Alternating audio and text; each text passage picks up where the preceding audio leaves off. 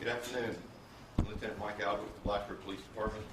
In addition to Chief Anthony Wilson of the Blacksburg Police Department and Montgomery County Commonwealth Attorney Mary Pettit, I'm joined today by Nicole Lovell's youth pastor, Josh Blankenship, and Miss Tammy Weeks, Nicole's mother, who would like to read a statement on behalf of the family.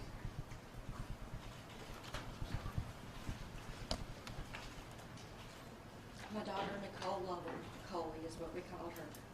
She was born May 3rd, 2002. Shortly thereafter, we started to notice changes with her abdomen. After many tests and scans and blood work, she was diagnosed with hemangiopericytoma, a rare tumor in her liver. At the age of 10 months old, Coley received a liver transplant, fought for her life. After the transplant, she was able to come home at the age of 1. Coley tried to live a normal life up until age 4, when she was diagnosed with non-Hodgkin's lymphoma. At this point, we almost lost her for the second time. She fought once again, but after that, it wasn't enough. Coley developed acute respiratory distress syndrome, ARDS. With the ARDS, she slipped into a coma for 6 months, in which time she developed MRSA. We were advised at that time she would only had 1% chance of survival. Coley once again beat the odds, though. After 8 months in the hospital, she was released and she started to thrive. Coley had a passion for pandas, music, dancing, dreamed of being on American Idol someday. Her favorite color was blue. Nicole was a very lovable person. Nicole touched many people throughout her short life.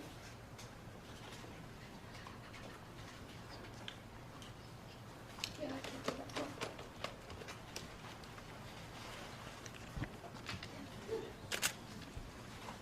The last part here just says, our hearts still ache and sadness and secret tears still flow. What it meant to lose you, no one will ever know.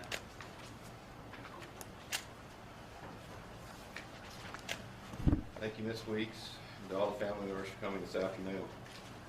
This has been such an extremely painful and difficult time for you all. Please know that our department and so many in the community are keeping you in our constant thoughts and prayers. At this time, I'd like to bring Chief Anthony Wilson to the podium. Thank you, Mike.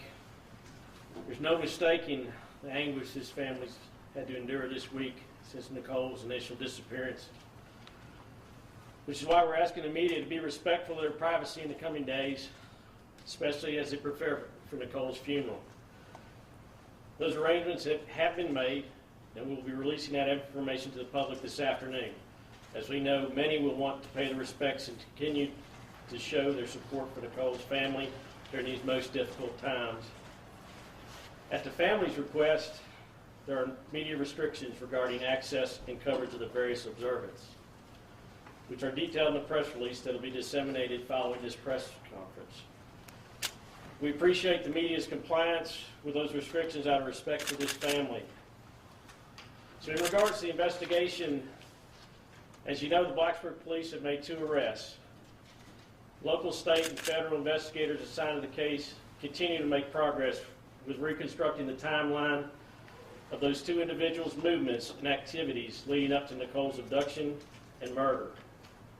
Investigators continue to pursue the more than 400 leads generated from public tips in this intense investigative process.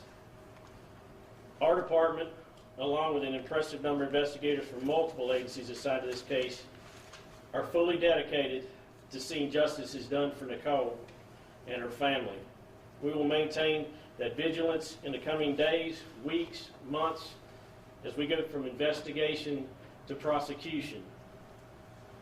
On a personal note, as we're not alone as a community in our suffering through horrific events, we will not let this violence define us. This is still the place of anywhere else in this earth that I would live, that I would raise a family, and that I would send my children to college. With that, I'm going to turn over the podium to Commonwealth's Attorney, Mary Pettit.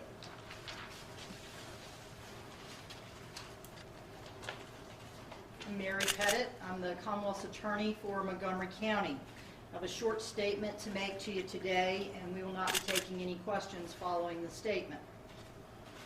There's been speculation in social media about why these cases are in the Juvenile and Domestic Relations Court.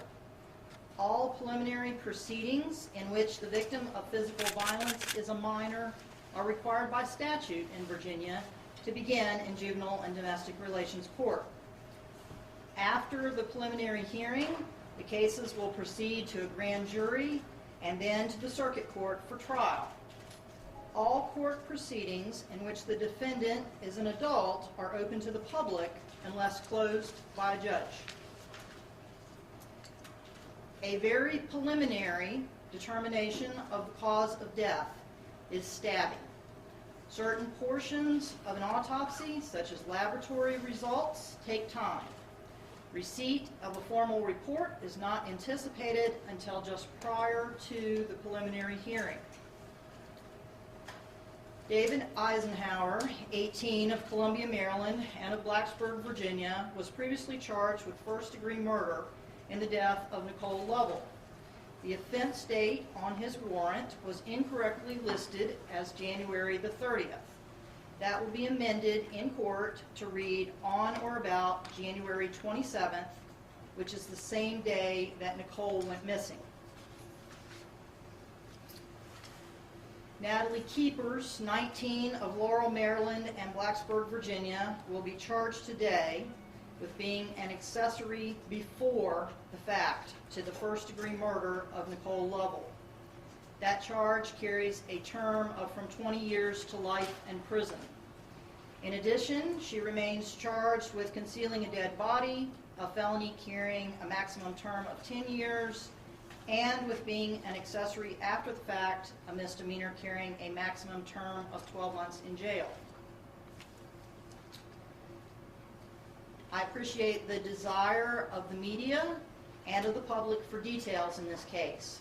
However, my responsibility to Nicole Lovell and to this community is to maintain the integrity of this case for court and to seek justice inside of a courtroom. I will not jeopardize the many hours of work that these officers have done for Nicole. Therefore, I will not be releasing any additional factual information outside of the courtroom. Should you have a procedural question, please email me and I will be happy to try to respond to it. A written copy of the statement will be available after we conclude. Thank you. This time, that concludes the news conference for today. As stated, we will not answer any questions at this time.